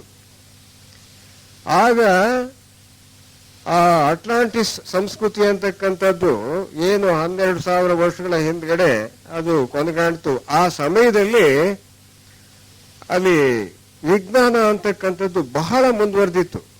ಈಗ ನಾವು ಎಷ್ಟು ವಿಜ್ಞಾನ ಮುಂದುವರೆದಿದೆ ಅಂತ ನಾವೇನು ತಿಳ್ಕೊಂಡಿದ್ದೀವೋ ಅದಕ್ಕಿಂತಲೂ ಮುಂದುವರೆದಿತ್ತು. ಇಲ್ಲಿ ಏನು ರೇಡಿಯೋ, ಟಿವಿ, ಎಲೆಕ್ಟ್ರಿಸಿಟಿ ಮತ್ತು ವಿಮಾನ ಅಥವಾ ಇದು ಸ್ಯಾಟಲೈಟು, ರಾಕೆಟ್ ಇವೆಲ್ಲ ಏನಿದಾವೆ, ಇವೆಲ್ಲದಕ್ಕಿಂತ ಆಗ ಇನ್ನೂ ಬಹಳ ಮುಂದುವರೆದಿತ್ತು ಅಂತ ಹೇಳ್ತಾರೆ. ಆಗಿನ ವಿಜ್ಞಾನಿಗಳು ಇದುವರೆಗೂ ಹುಟ್ಟಿರ್ಲಿಲ್ಲ. ಈಗ 12,000 ವರ್ಷದವರೆಗೂ ಕೂಡ ಕೇಸಿ ಇದರ ಬಗ್ಗೆ ತಿಳಿಸ್ತಾರೆ. ಆಗಿನ ಒಂದು ವಿಜ್ಞಾನಿಗಳು ಮತ್ತೆ ಮಧ್ಯ ಹುಟ್ಟಿರ್ಲಿಲ್ವೇ ಅಂತ ಕೇಳಿದಾಗ ಇಲ್ಲ ಹುಟ್ಟಿರ್ಲಿಲ್ಲ, ಅವರು ಹುಟ್ಟೋದಕ್ಕೆ ಒಂದು ಸಮಯ ಬೇಕಾಗಿತ್ತು, ಒಂದು ಕಾಲ ಬೇಕಾಗಿತ್ತು, ಒಂದು ಸನ್ನಿವೇಶ ಬೇಕಾಗಿತ್ತು. ಅದು ಈಗ ಒದಗಿ ಬಂದ್ಬಿಟ್ಟಿದೆ. ಈ 19ನೇ ಶತಮಾನದಿಂದ ಇಲ್ಲಿ ವಿಜ್ಞಾನ ಬಹಳ ವೇಗವಾಗಿ ಬೆಳೀತಾ ಇದೆ. ಈಗ ಈ 20ನೇ ಶತಮಾನದಲ್ಲಿ 1945ನೇ ಇಸ್ವಿ ಆದ್ಮೇಲೆ ಆಗ ಅಟ್ಲಾಂಟಿಸ್ ನಾಗರಿಕತೆಯಲ್ಲಿ ಏನು ವಿಜ್ಞಾನಿಗಳಿದ್ರು ಮುಂದುವರೆದಿದ್ರು ಅವರೆಲ್ಲ ಈ 1945ನೇ ಇಸ್ವಿ ಆದ್ಮೇಲೆ ಹುಡ್ತಾರೆ ಅಂತ ಹೇಳಿ ಆತ ಹೇಳ್ದ.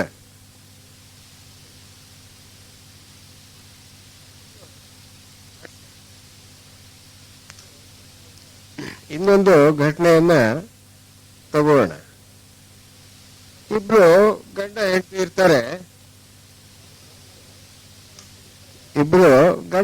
ಇರ್ತಾರೆ.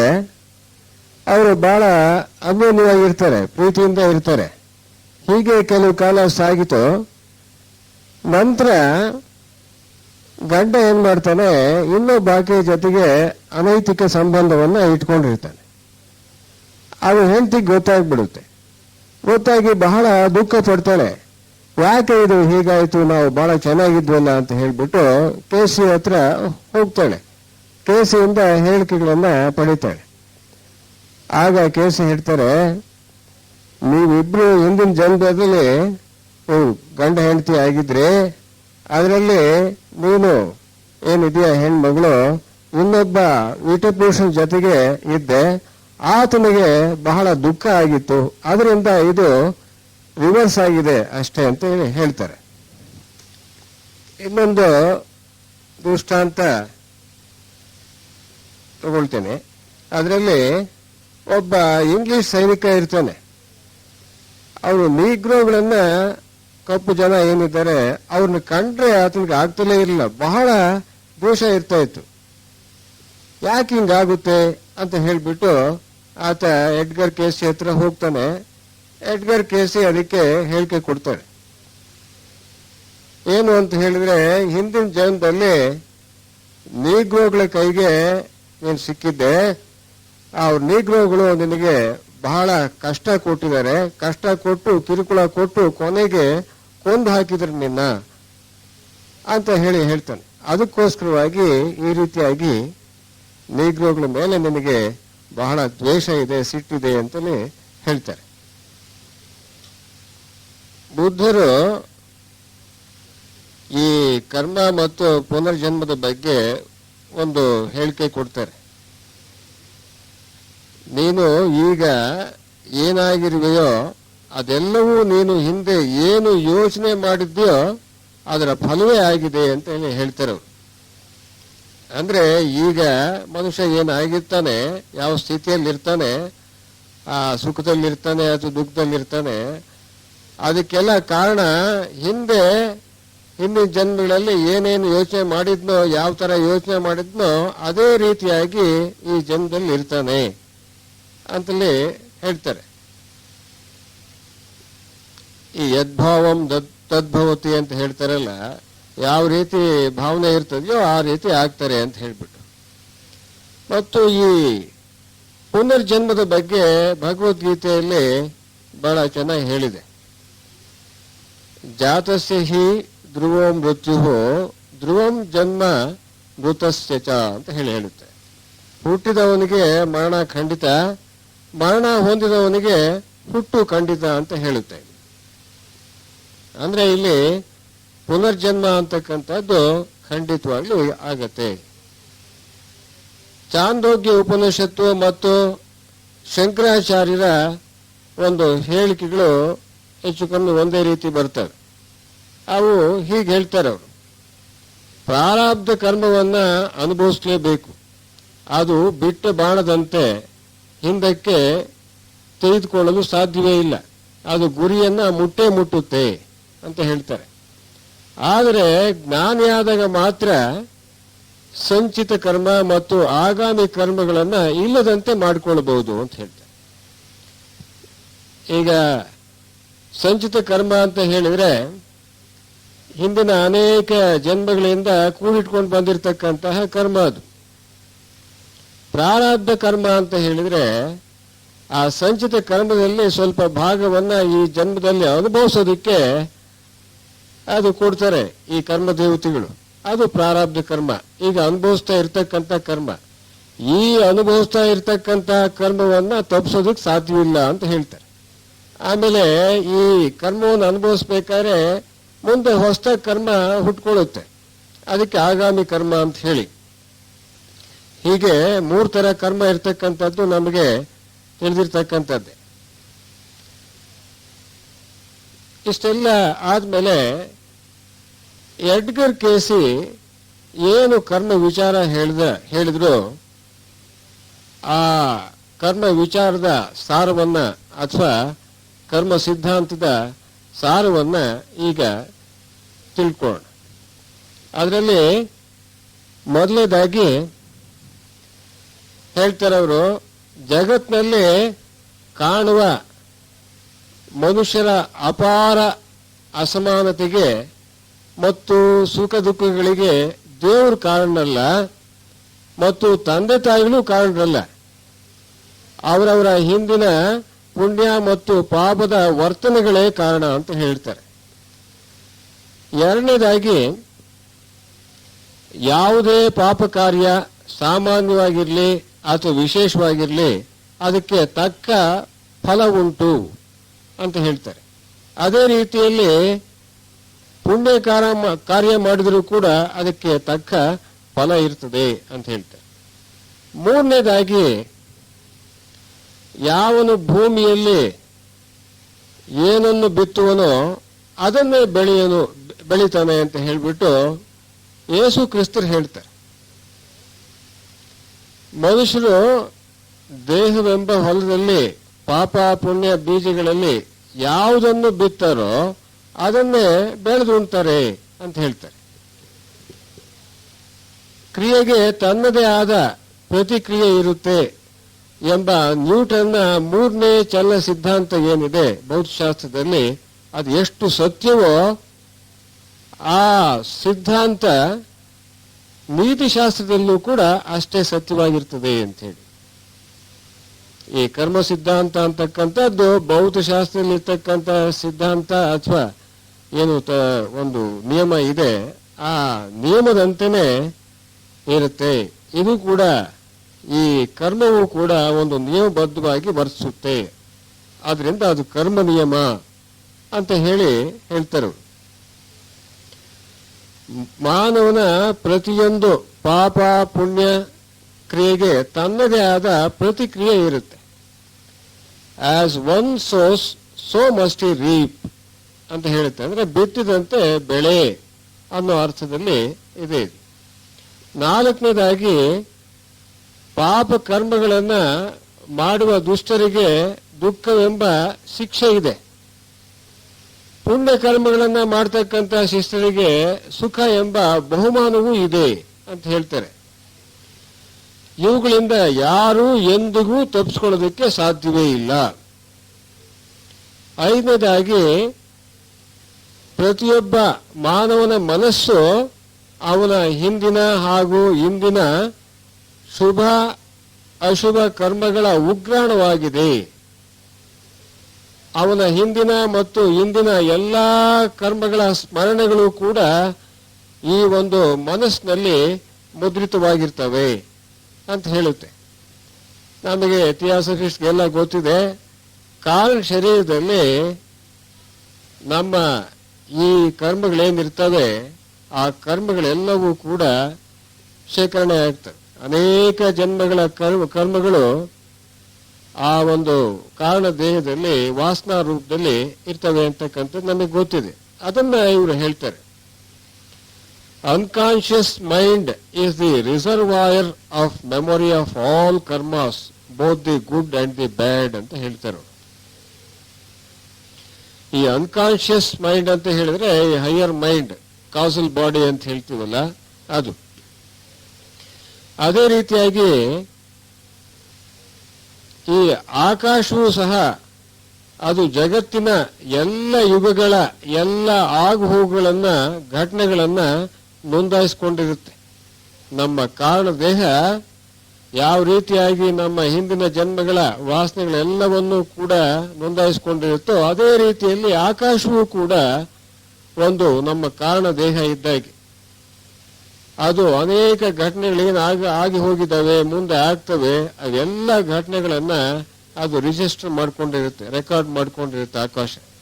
ಅದೊಂದು ಅದ್ಭುತ ದಾಖಲೆಯ ಬ್ರಹ್ಮಾಂಡ ಪುಸ್ತಕ ಅಂತ ಹೇಳ್ಬೋದು, ಅಥವಾ ಬ್ರಹ್ಮಾಂಡ ಕ್ಯಾಮರಾ ಅಂತ ಹೇಳ್ಬೋದು.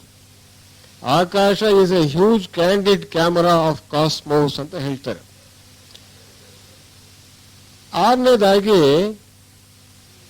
ಯಾರಲ್ಲಿ ಈ ವಶ್ಯ ಶಕ್ತಿ ಅಥವಾ ಹಿಪ್ನಾಟಿಕ್ ಪವರ್ ಇರ್ತದೆಯೋ ಅವರು ಈ ಕರ್ಮದ ಮರ್ಮವನ್ನ ಚೆನ್ನಾಗಿ ತಿಳಿಯಬಲ್ಲರು.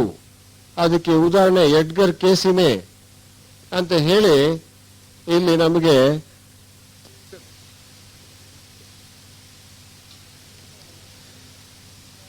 ಕರ್ಮದ ವಿಚಾರ ಬಹಳ ಗಹನವಾಗಿರ್ತಕ್ಕಂಥದ್ದು. ಗಹನೋ ಕರ್ಮಣೋ ಗತಿ ಅಂತ ಹೇಳಿ ಗೀತೆಯಲ್ಲಿ ಹೇಳಿದ್ಯೋ ಅದನ್ನ ಇಲ್ಲಿ ಎಡ್ಗರ್ ಕೇಸಿ ಹೇಳ್ತಾರೆ. ಬಹಳ ಅದು ಮರ್ಮಯುತವಾಗಿರ್ತಕ್ಕಂಥದ್ದು ಕರ್ಮದ ವಿಚಾರ. ಅದನ್ನ ತಿಳಿಯೋದು, ಸಾಧಾರಣ ಜನ ತಿಳಿಯೋದು ಬಹಳ ಕಷ್ಟ ಅಂತ ಹೇಳ್ತಾರೆ. ಅದರಲ್ಲಿ 3 ರೀತಿಯ ಕರ್ಮಗಳಿರ್ತವೆ. ಅದರಲ್ಲಿ ಒಂದನೇದಾಗಿ ಪ್ರತಿಫಲಿತ ಕರ್ಮ ಅಂತ ಹೇಳಿ, ಬೂಮರಾಂಗ್ ಕರ್ಮ ಅಂತ ಹೇಳಿ ಇಂಗ್ಲಿಷ್ನಲ್ಲಿ ಹೇಳ್ತಾರೆ. ಎರಡನೇದಾಗಿ ಆಂಗಿಕ ಕರ್ಮ, ಇದು ಆರ್ಗ್ಯಾನಿಸ್ಮಿಕ್ ಕರ್ಮ ಅಂತ ಹೇಳಿ. ಮೂರನೇದಾಗಿ ಸಾಂಕೇತಿಕ ಕರ್ಮ, ಸಿಂಬಾಲಿಕ್ ಕರ್ಮ ಅಂತ ಹೇಳ್ತಾರೆ. ಈ ಪ್ರತಿಫಲಿತ ಕರ್ಮ ಅಂದ್ರೆ ಏನು ಅಂತ ನೋಡೋಣ. ಜೀವಿ ಮತ್ತೊಬ್ಬ ಜೀವಿಗೆ ಈ ಜನ್ಮದಲ್ಲಿ ಎಂತ ಹಿಂಸೆ ಕೊಡ್ತಾನೋ ಅದೇ ರೀತಿಯ ನೋವನ್ನು ಅವನ ಮುಂದಿನ ಜನ್ಮದಲ್ಲಿ ಪಡಿತಾನೆ. ಉದಾಹರಣೆಗೆ, ಒಬ್ಬನು ಮತ್ತೊಬ್ಬನಿಗೆ ಹಿಂಸೆಯಿಂದ ರಕ್ತ ಸುರಿಸಿದರೆ ಮುಂದಿನ ಜನ್ಮದಲ್ಲಿ ಅವನು ಹಿಂಸೆ ಮತ್ತು ರಕ್ತಪಾತಕ್ಕೆ ಬಲಿಯಾಗ್ತಾನೆ ಅಂತಕ್ಕಂಥದ್ದು. ಎರಡನೇದಾಗಿ ಆಂಗಿಕ ಕರ್ಮ ಅಂದ್ರೆ ಏನು ಅಂತಂದ್ರೆ, ದೇಹದ ಯಾವುದೇ ಅಂಗ ದುರುಪಯೋಗವಾದರೆ ಮುಂದಿನ ಜನ್ಮದಲ್ಲಿ ಅದರ ಪ್ರತಿಫಲ ಅನುಭವಿಸಬೇಕಾಗತ್ತೆ. ಉದಾಹರಣೆಗೆ, ಒಬ್ಬ ಮನುಷ್ಯ ಬಹಳ ಹೊಟ್ಟೆ ಬಾಕ್ನಾಗಿರ್ತಾನೆ, ಹೊಟ್ಟೆನ ಚೆನ್ನಾಗಿ ದುರುಪಯೋಗ ಪಡಿಸ್ಕೊಂಡಿರ್ತಾನೆ, ಚೆನ್ನಾಗಿ ತಿಂದು. ಅದರ ಫಲವಾಗಿ ಮುಂದಿನ ಜನ್ಮದಲ್ಲಿ ಅವನ ಜೀರ್ಣಶಕ್ತಿ ಬಹಳ ದುರ್ಬಲವಾಗುತ್ತೆ. ಹಸುವಿಲ್ದಲೇ ಬಹಳ ನರಳಬೇಕಾಗತ್ತೆ ಅವನು. ಅದಕ್ಕೇನೆ ಬುದ್ಧ ಆಗ್ಲಿ ಅಥವಾ ಪ್ಲೇಟೋ ಆಗ್ಲಿ ಹೇಳ್ತಾರೆ, ಯಾವುದು ಅತಿಯಾಗಿ ಮಾಡ್ಕೊಡ್ದು, too much is too bad ಅಂತ ಹೇಳ್ತಾರಲ್ಲ, ಅತಿ ಆಸೆ ಗತಿಗೇಡು ಅಂತ ಹೇಳ್ತಾರಲ್ಲ, ಆ ರೀತಿ ಮಾಡಿಕೊಡುದು. ಮಧ್ಯಮ ಮಾರ್ಗವನ್ನ ಅನುಸರಿಸಬೇಕು. ಅತಿ ಹೆಚ್ಚಾಗೂ ಇರ್ಕೂಡುದು ವರ್ತನೆ, ಅತಿ ಕಡಿಮೆನೂ ಕೂಡ ಇರ್ಕೂಡುದು. ಮಧ್ಯ ಮಾರ್ಗದಲ್ಲಿ ಹೋಗ್ಬೇಕು. ಸುವರ್ಣ ಮಾರ್ಗ ಅಂತ ಹೇಳ್ತಾರೆ ಅವರು, ಗೋಲ್ಡನ್ ಮೀನ್ ಅಂತ ಹೇಳಿ ಹೇಳ್ತಾರೆ.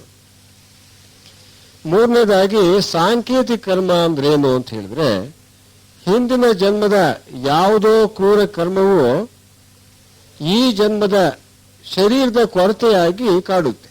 ಉದಾಹರಣೆಗೆ, ಬೇರೆಯವರನ್ನ ಕೊಲ್ಲುವ ಒಬ್ಬ ರಕ್ತ ಪೀಪಾಸು ಮುಂದಿನ ಜನ್ಮದಲ್ಲಿ ತನ್ನ ದೇಹದಲ್ಲಿ ರಕ್ತಹೀನತೆಯಿಂದ ಅಥವಾ ರಕ್ತದ ಕೊರತೆಯಿಂದ ಬಳಲ್ತಾನೆ ಅಂತ ಹೇಳಿ.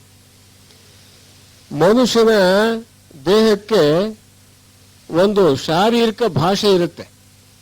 ಅವನ ಶರೀರ ರಚನೆ, ಸ್ಥೂಲ, ತೆಳುವು, ಎತ್ತರ, ಗಿಡ್ಡ, ಕುಂಟ, ಕಿವುಡ, ಮೂಕ, ಅಂಗವಿಕಲತೆ, ಡೊಂಕು ಇತ್ಯಾದಿ ಏನಿದೆ, ಭಿನ್ನ ರಚನೆ ಏನಿದೆ, ಆ ಜೀವಿಗಳ ಜನ್ಮಾಂತರಗಳ ಕರ್ಮಗಳೇ ಇದಕ್ಕೆ ಕಾರಣ ಅಂತ ಹೇಳಿ ಎಡ್ಗರ್ ಕೇಸಿ ಹೇಳ್ತಾರೆ.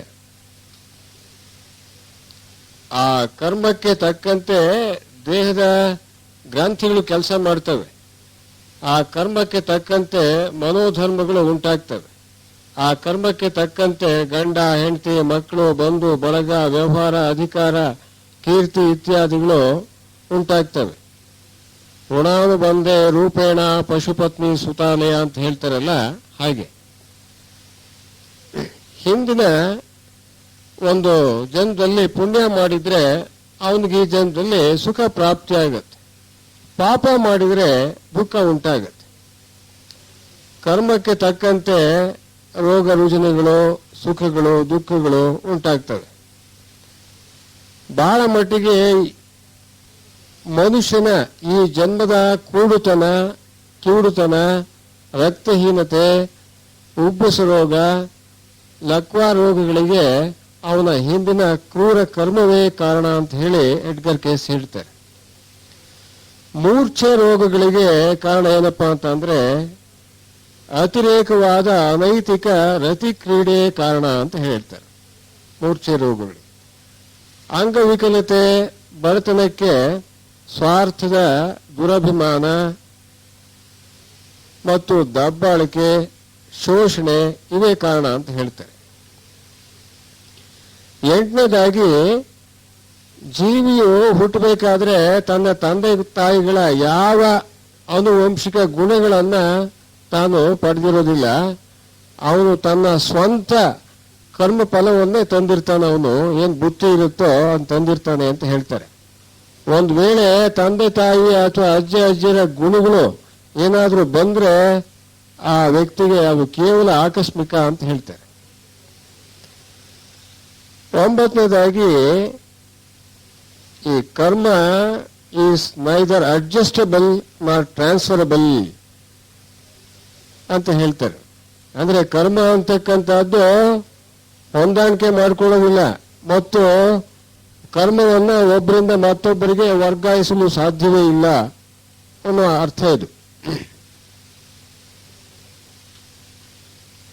ಒಟ್ಟಿನಲ್ಲಿ ನಾವು ಈ ಕರ್ಮ ಮತ್ತು ಪುನರ್ಜನ್ಮ ಸಿದ್ಧಾಂತಗಳನ್ನ ಏನು KC ಅವರು ಪ್ರತಿಪಾದಿಸಿದ್ದಾರೆ ಅವನ್ನ ಹೀಗೆ ನಾವು ಕ್ರೋಢೀಕರಿಸಿ ಹೇಳ್ಬೋದು. ಅವುಗಳಿಂದ ಏನು ಪಾಠವನ್ನ ಕಲಿತೀವಿ ಅಂತ ಹೇಳಿದ್ರೆ, ಮೊದಲನೇದಾಗಿ ಮನುಷ್ಯ ಜೀವಿತದಲ್ಲಿ ಎಂಥ ಸಂದರ್ಭದಲ್ಲೂ ಅಕ್ರಮ, ಅನ್ಯಾಯ, ಅನೀತಿ, ದ್ವೇಷ, ಕ್ರೂರತನದ ಜೀವನ ನಡೆಸಬಾರ್ದು ಅನ್ನೋದು ಗೊತ್ತಾಗುತ್ತೆ. ಅವನು ಯಾವಾಗಲೂ ಕೂಡ ಕ್ರಮವಾಗಿ ನಡ್ಕೋಬೇಕು, ನ್ಯಾಯವಂತನಾಗಿರ್ಬೇಕು, ನೀತಿವಂತನಾಗಿರ್ಬೇಕು ಅನ್ನೋದು ಗೊತ್ತಾಗುತ್ತೆ ಮತ್ತು ದಯಾಳು ಆಗಿರ್ಬೇಕು. ಒಟ್ಟಾರೆ ಪರೋಪಕಾರಿ ಹಾಗೂ ಧರ್ಮವಂತನಾಗಿ ಬಾಳೋನಿಗೆ ಯಾವ ಭಯವಿಲ್ಲ ಅಂತ ಹೇಳಿ KC ಅವರು ಹೇಳ್ತಾರೆ. ಎರಡನೇದಾಗಿ, ಒಬ್ಬ ವ್ಯಕ್ತಿ ತಾನು ಮುಂದಿನ ಜನ್ಮದಲ್ಲಿ ಇಂತಹ ವ್ಯಕ್ತಿಯಾಗಿ ಹುಟ್ಟಬೇಕು ಅಂತ ಹೇಳಿ ನಿರ್ಧರಿಸಿದ್ರೆ ಅಥವಾ ಸಂಕಲ್ಪ ಮಾಡಿದ್ರೆ ಆ ಬಗ್ಗೆ ಈ ಜನ್ಮದಲ್ಲಿ ಸಾಕಷ್ಟು ಪ್ರಯತ್ನ ಮಾಡಿದ್ರೆ ಮುಂದಿನ ಜನ್ಮದಲ್ಲಿ ಅದೇ ರೀತಿ ಹುಡ್ತಾನೆ ಅಂತ ಹೇಳಿ. ಈಗ ತಾನು ಒಬ್ಬ ದೊಡ್ಡ ಸಂಗೀತಗಾರನಾಗಬೇಕು ಅಂತ ಹೇಳಿಬಿಟ್ಟು ಈ ಜನ್ಮದಲ್ಲಿ ಬಹಳ ಅದಕ್ಕೆ ಶ್ರಮ ಪಟ್ರೆ ಮುಂದಿನ ಜನ್ಮದಲ್ಲಿ ಗ್ಯಾರಂಟಿ ಒಳ್ಳೆ ಸಂಗೀತಗಾರನಾಗ್ತಾನೆ ಅಂತ ಹೇಳಿ. ಒಬ್ಬ ಒಳ್ಳೆ ಗಣಿತಜ್ಞ ಆಗ್ಬೇಕು ಅಂತ ಹೇಳಿ ಅವನು ಈ ಜನ್ಮದಲ್ಲೇನೆ ಬಹಳ ಪ್ರಯತ್ನ ಪಟ್ರೆ ಮುಂದಿನ ಜನ್ಮದಲ್ಲಿ ಗಣಿತಜ್ಞನಾಗ್ತಾನೆ. ಹೀಗೆ ಮನುಷ್ಯನಿಗೆ ತನಗೆ ಬೇಕಾದ ಹಾಗೆ ತನ್ನನ್ನು ಮತ್ತು ತನ್ನ ಭವಿಷ್ಯವನ್ನ ರೂಪಿಸ್ಕೋಬಹುದು. ನಾವು man is the maker of his own destiny ಅಂತ ಹೇಳ್ತಾರಲ್ಲ, ಅದನ್ನ ಇಲ್ಲಿ KC ಅವರು ಪ್ರತಿಪಾದಿಸ್ತಾರೆ. ನಂತರ ಮೂರನೇದಾಗಿ ಅವ್ರು ಹೇಳ್ತಾರೆ, KC ಅವರು, ವಿಶ್ವಕರ್ತ ಒಬ್ಬ ಇದ್ದಾನೆ, ವಿಶ್ವ ನಿಯಾಮಕನಾಗಿರ್ತಕ್ಕಂಥ ಪರಮಾತ್ಮ ಇದ್ದಾನೆ, ಅದನ್ನು ಯಾರು ಮರಿಕೂಡ್ದು ಅಂತ ಹೇಳ್ತಾರೆ. ಮತ್ತು ಪ್ರತಿಯೊಬ್ಬ ಜೀವಾತ್ಮನು ಆ ಪರಮಾತ್ಮನೇ ಆಗಿದ್ದಾನೆ, ಬೇರೆ ಅಲ್ಲ ಅಂತ ಹೇಳಿ. ಮಾನವನ ಜೀವನಕ್ಕೆ ಒಂದು ಭವ್ಯವಾಗಿರ್ತಕ್ಕಂಥ ಉದ್ದೇಶ ಇದೆ. ಮನುಷ್ಯ ಹುಟ್ಟಿರ್ತಕ್ಕಂಥದ್ದು ತಿಂದು ತೇಗಿ ಹೋಗ್ತಕ್ಕಂಥದ್ದಲ್ಲ, ಅವನು ಹುಟ್ಟಿರೋದಕ್ಕೆ ಒಂದು ಜೀವನದ ಉದ್ದೇಶ ಇದೆ ಅಂತ ಹೇಳಿ ಒತ್ತು ಹೇಳ್ತಾರೆ. ಎಲ್ಲ ಮಾನವರ ಜೀವನ ಹಾಗೂ ಜಗತ್ತಿನ ಘಟನೆಗಳು ಪರಮಾತ್ಮನ ಒಂದು ಸುವ್ಯವಸ್ಥಿತ ಕಾನೂನಿಗೆ ಒಳಪಟ್ಟಿದ್ದಾವೆ ಅಂತ ಹೇಳ್ತಾರೆ. ನಾವು ಡಿವೈನ್ ಪ್ಲಾನ್ ಅಂತ ಹೇಳ್ತೀವಲ್ಲ, ಒಂದು ದಿವ್ಯ ಯೋಜನೆ ಅಂತ ಹೇಳ್ಬಿಟ್ಟು ಆ ದಿವ್ಯ ಯೋಜನೆ ಇದೆ ಅಂತ ಹೇಳ್ತಾರೆ. ಮನುಷ್ಯ ಪ್ರೇಮ ಜೀವಿಯಾಗಿ ಬಾಳ್ಬೇಕು, ಪ್ರೇಮದ ಪಾತ್ರ ಬಹಳ ಹಿರಿದು ಅಂತ ಹೇಳ್ತಾರೆ. ನಂತರ ಮನುಷ್ಯನ ಸಂಕಲ್ಪ ಶಕ್ತಿ ಏನನ್ನಾದರೂ ಸಾಧಿಸಬಲ್ಲದು. ಮಾನಸಿಕ ಶಕ್ತಿ ಅಂತಕ್ಕಂಥದ್ದು ಅಪಾರವಾದದ್ದು ಅಂತ ಹೇಳ್ತಾರೆ. ಮನುಷ್ಯ ಜೀವನದಲ್ಲಿ ಧರ್ಮಗಳ ಮರ್ಮವನ್ನ ತಿಳಿದು ಬಾಳ್ಬೇಕು ಅಂತ ಹೇಳ್ತಾರೆ. ಒಟ್ಟಿನಲ್ಲಿ ಎಲ್ಲ ವಿಷಯಗಳ ಈ ಸಾರಾಂಶ ಅವ್ರ ಮಾತಿನಲ್ಲೇ ನಾವು ಹೇಳಬೇಕಾದ್ರೆ, ಈ short, according to reincarnation concept, no effort is ever wasted. If karma works with impartial exactitude to penalize us for evil conduct, it works with equally impartial exactitude towards us for constructive effort ಅಂತ ಹೇಳ್ತಾರೆ ಅವರು.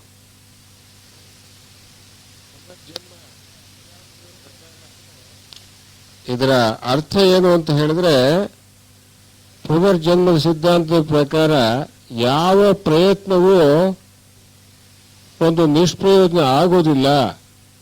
ಕರ್ಮ ಅಂತಕ್ಕಂಥದ್ದು ಕರಾರುವಾಕ್ಕಾಗಿ ಕೆಲಸ ಮಾಡ್ತದೆ ಅಂತ ಹೇಳಿ.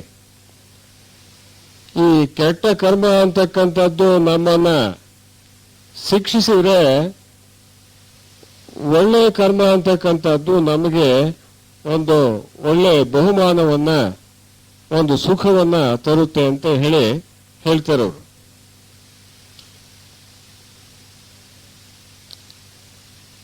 ಮಾನವನು ಮುಕ್ತಿ ಸಾಧಿಸುವ ಸಲುವಾಗಿ ಇರ್ತಕ್ಕಂತಹ ದಿವ್ಯ ಯೋಜನೆಯ ಸಾಧನವೇ ಈ ಕರ್ಮ ನಿಯಮ ಅಂತ ಹೇಳಿದ್ರೆ ತಪ್ಪಾಗ್ಲಾರ್ದದು.